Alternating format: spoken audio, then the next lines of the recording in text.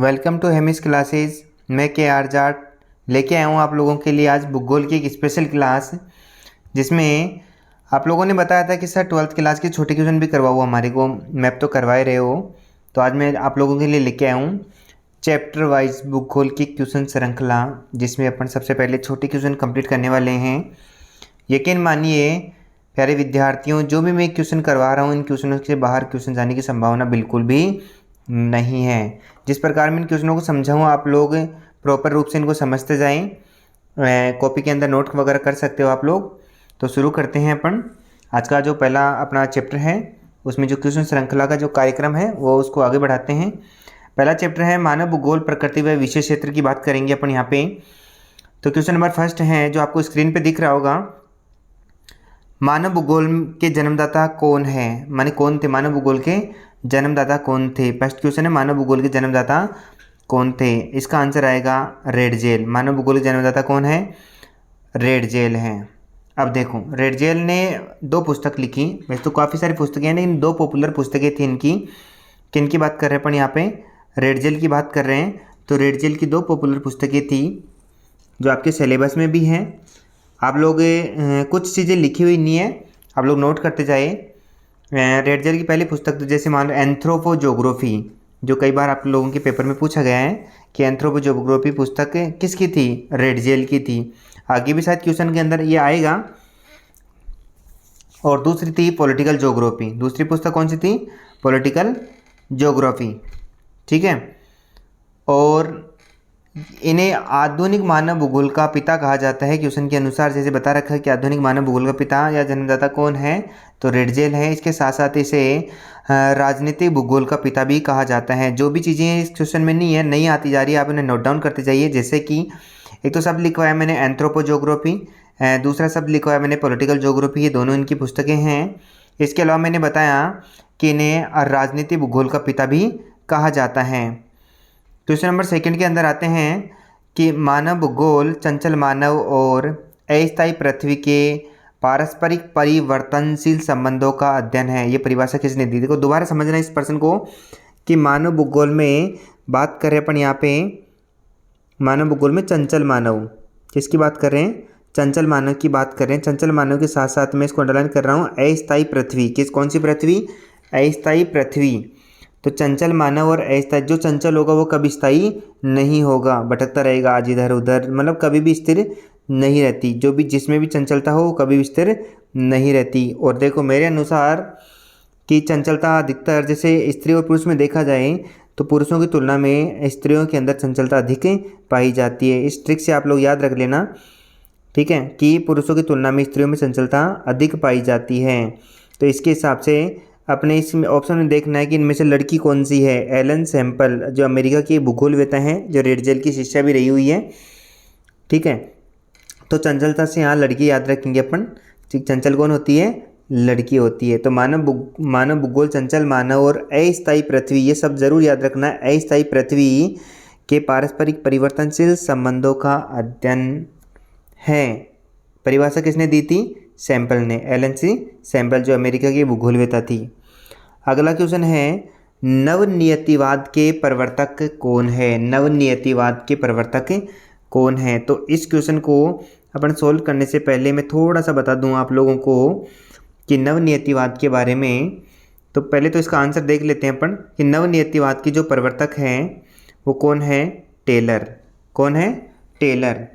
Taylor का जन्म America में हुआ था, लेकिन ये अमेरिका को छोड़ के कहाँ चला गया था? ऑस्ट्रेलिया में चला गया था। ऑस्ट्रेलिया का ये क्या था?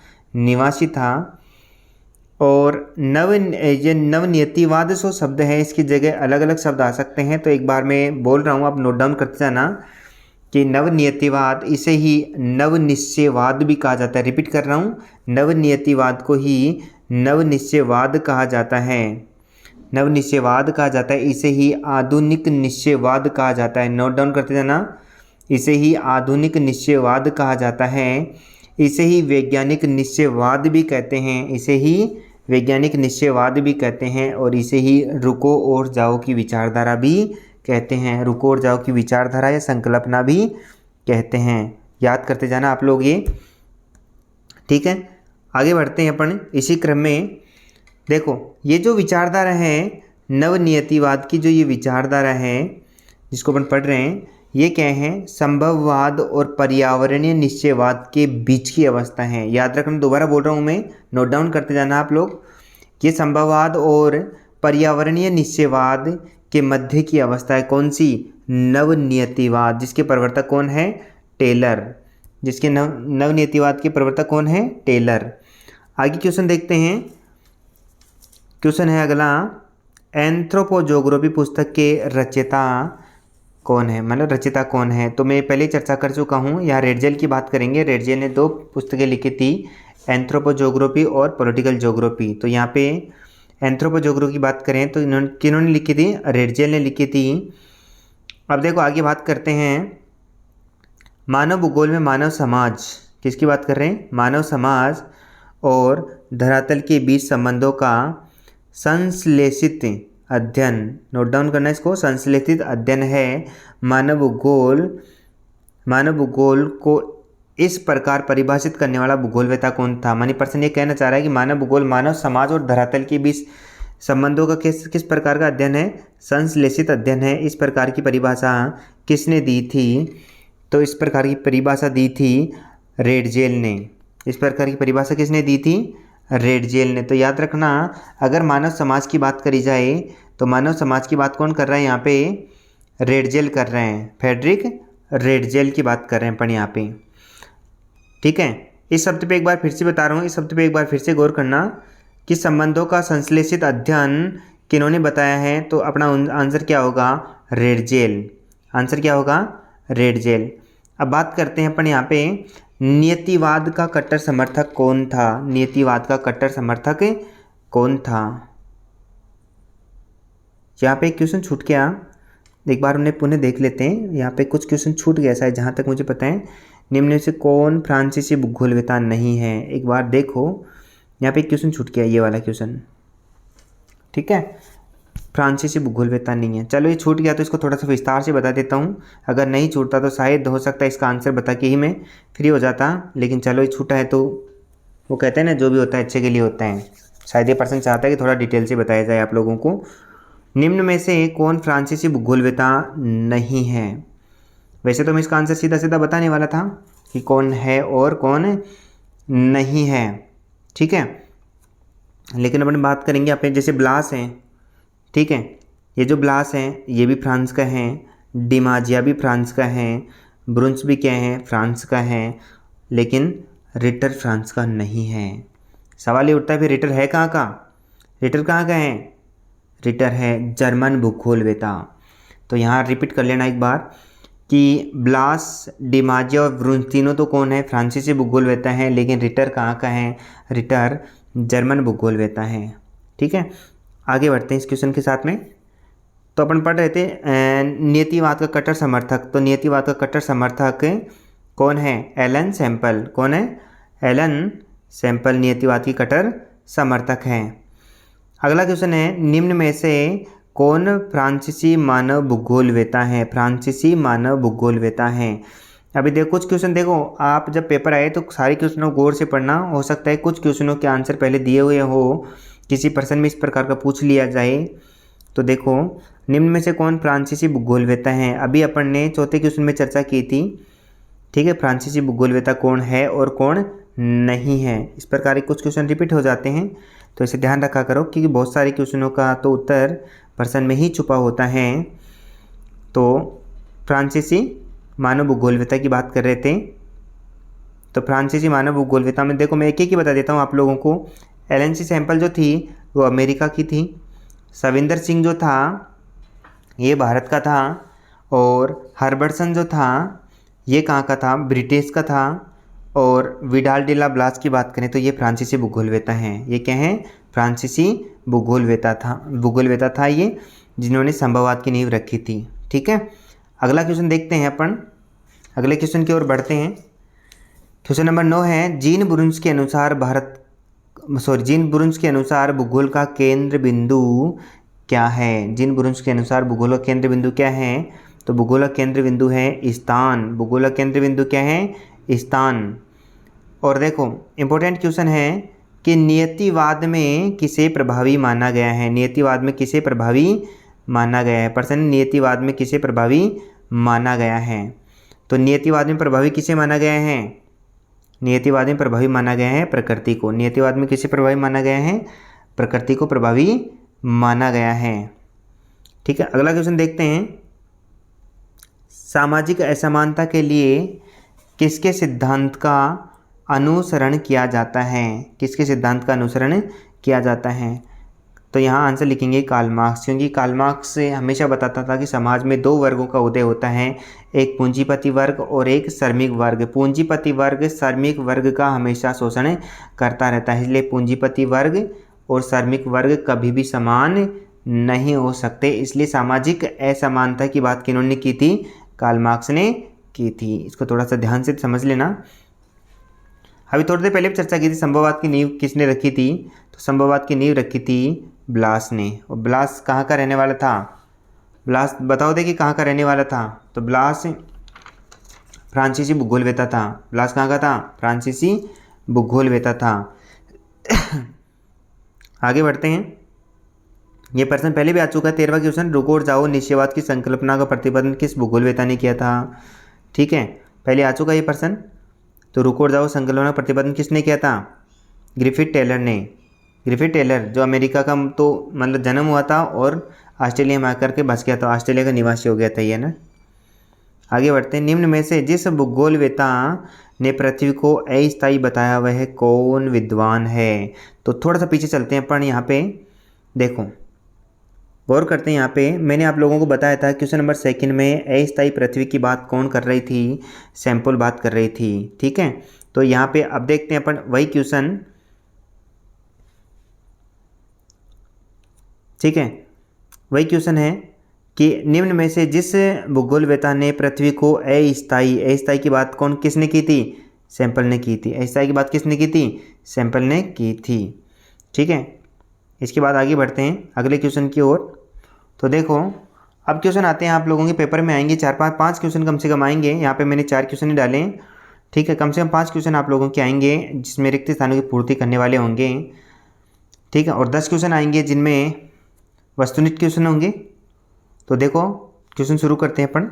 आधुनिक भूगोल के जन्मदाता, जब अपन पहले एबीसीडी वाले क्वेश्चनों में चर्चा कर चुके हैं। तो आधुनिक मानव भूगोल के जन्मदाता कौन है, रेडजेल।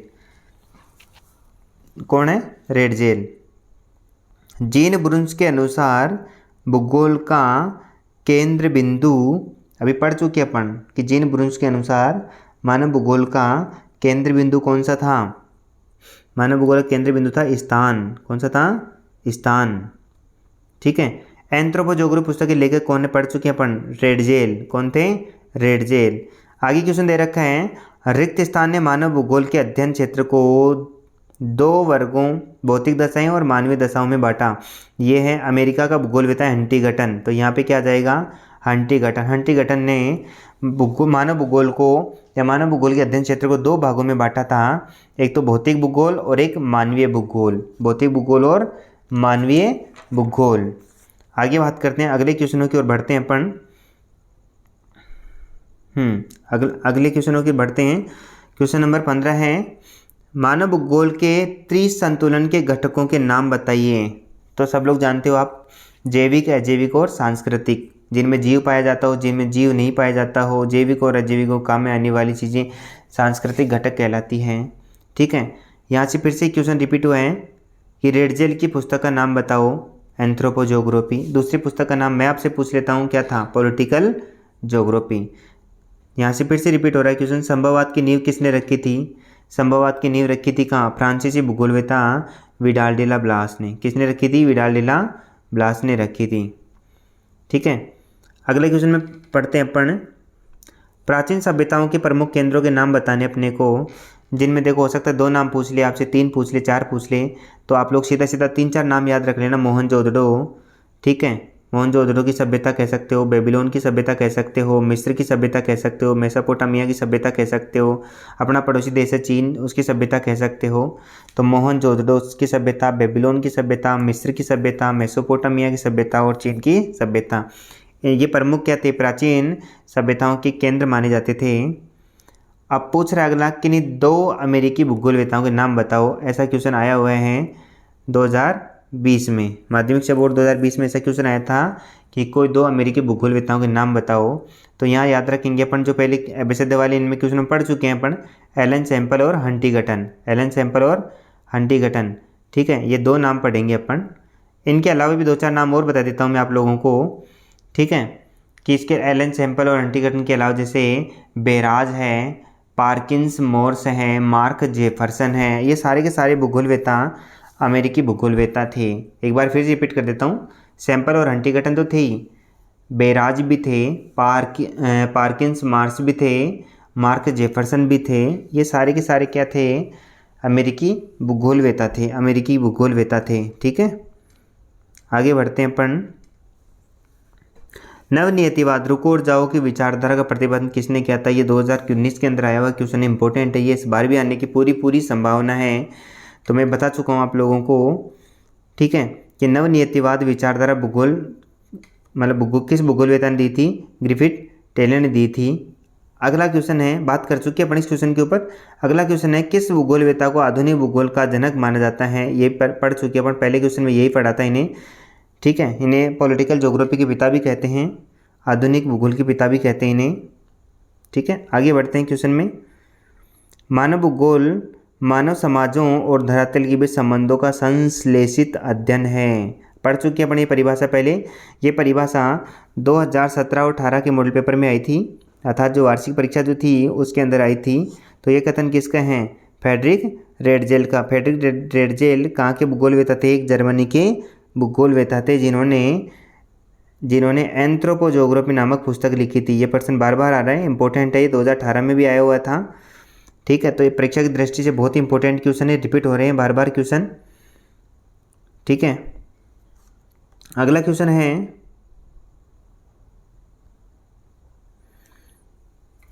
रेडजेल द्वारा दी गई मानव भूगोल की परिभाषा में किस पर जोर दिया गया है? ठीक है, तो अभी थोड़ी देर पहले अपन जब परिभाषा लिखाई थी तो देखो यहाँ पे संश्लेषित अध्ययन, ठीक है, ये शब्द लिखा हुआ है यहाँ पे। ठीक है, तो संश्लेषित अध्ययन पर अधिक जोर दिया गया। एलन सैम्पल कौन थी? अगला क्वेश्चन है, एलन सैम्पल कौन थी? तो ये एक अमेरिकी भूगोलवेता थी, रेडजेल की शिष्या थी। अगला क्वेश्चन देखते हैं अपन।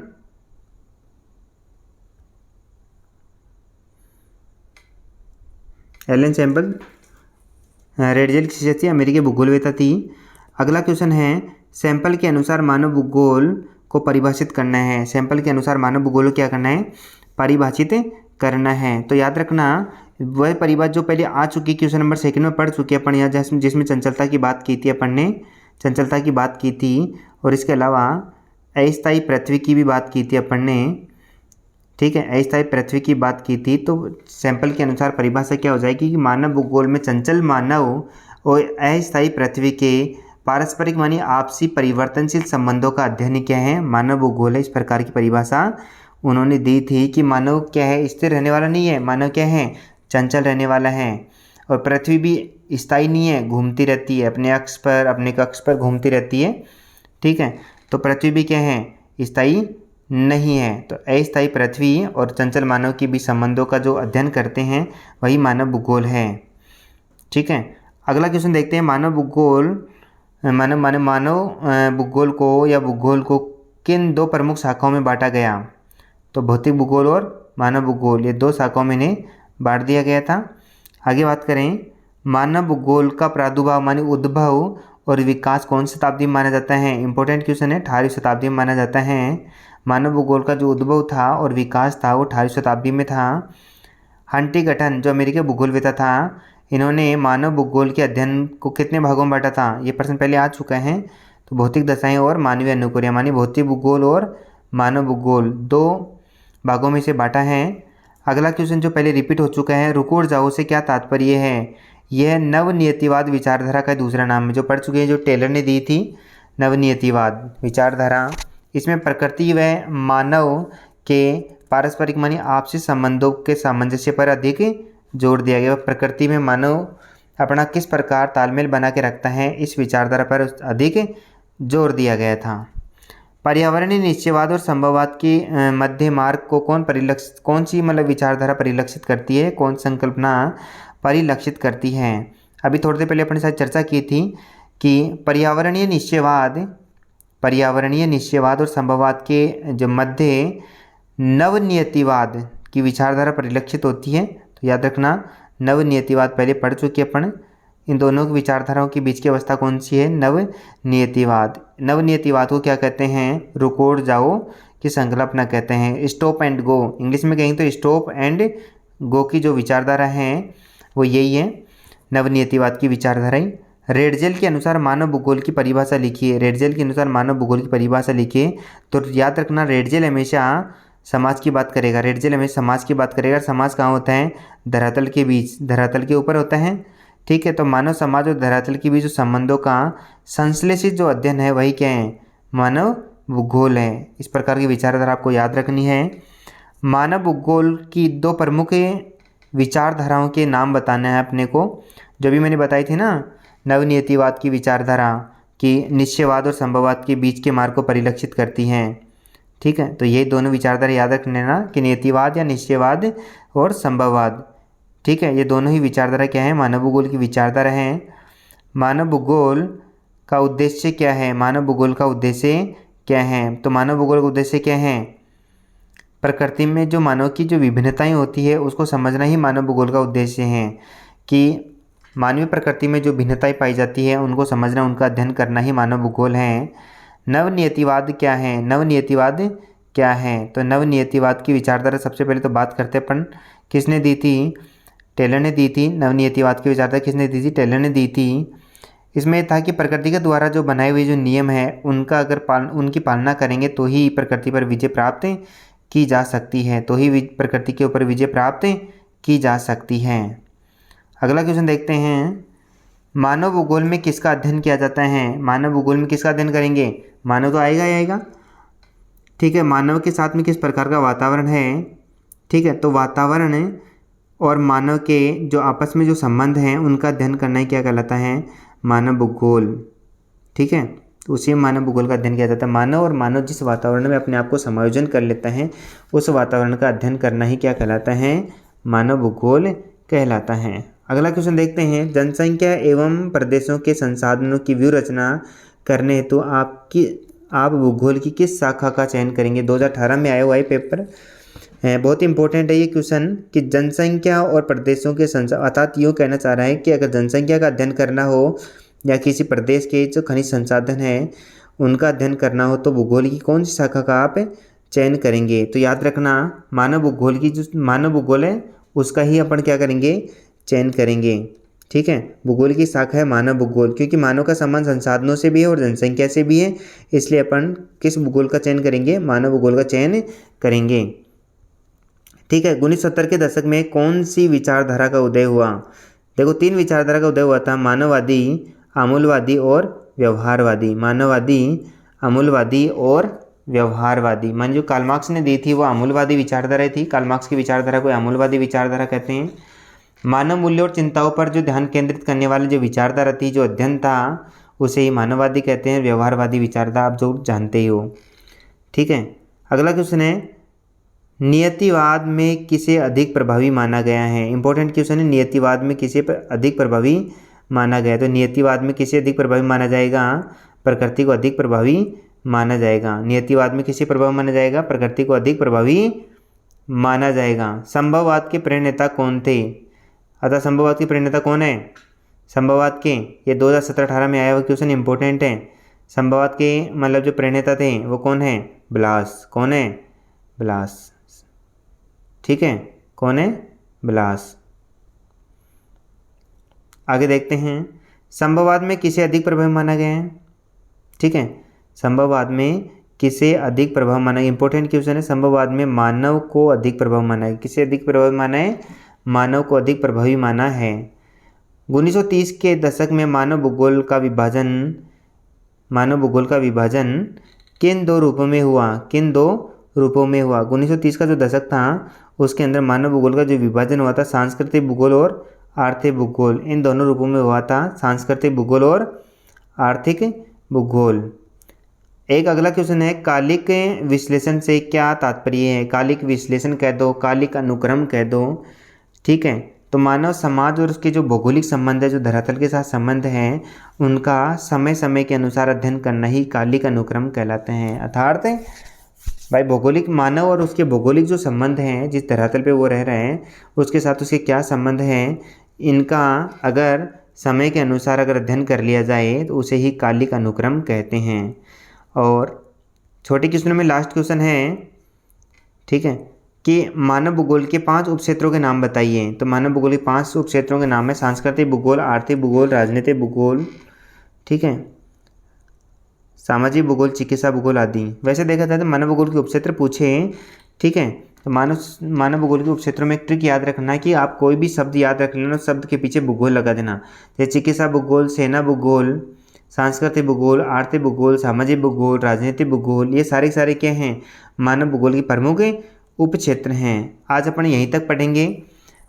जैसा भी हो, जो भी हो, आपको कोई चीज़ नहीं समझ में आ रही हो तो आप कमेंट बॉक्स में ज़रूर डालें, ठीक है। अगर आप कमेंट करोगे तो उसका सॉल्यूशन किया जाएगा। जो भी आपको समझ में नहीं आ रहा हो, जो चैप्टर आपको पढ़ना हो, जो चैप्टर सबसे हार्ड लग रहा हो, जो भी बात है आप कमेंट बॉक्स में लिखोगे, ठीक है, उसका जवाब दे दिया जाएगा आप लोगों को, उसका समाधान कर दिया जाएगा, ठीक है दोस्तों। आज के लिए इतना ही केवल। Thank you.